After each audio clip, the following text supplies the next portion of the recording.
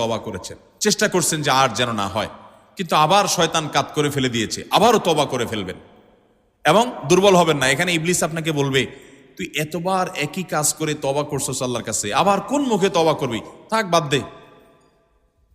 আপনার তওবা থেকে দূরে সরাবে। এটা হলো শয়তানের সবচেয়ে বড় অস্ত্র। কখনো নিরাশ হওয়া যাবে না। তওবা আগের বারের চাইতে পরের বারটা আরো স্ট্রং করবেন, যে ঠিক আছে আগের বারটা তওবা আমি দুর্বল ছিল, এটাকে আরো স্ট্রং করব, চেষ্টা করবো না ইনশাআল্লাহ।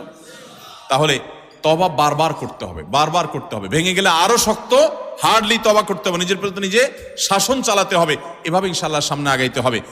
ভারতবর্ষের একজন কবি বলেছেন, আরে ইয়ে কুস্তি তো হয় অমর ভর কি, কবি ও দাবালে কবি তু দাবালে। ইবলিসের সাথে তোমার এই লড়াই তো সারা জীবনের। কখনো ইবলিস তোমাকে কাত করে ফেলে দিবে, তোমার দ্বারা গুনাহ করায় ফেলবে, আবার কখনো চোখের পানি ফেলে কেঁদে কেটে আল্লাহর কাছে একান্তে। ভাইরা, কিছু নির্জন সময় কাটানো দরকার। আমাদের কোনো নির্জন সময় নাই। নির্জন সময় হলে ওই মোবাইলে আমরা ঢুকে পড়ি, মোবাইল টোবাইল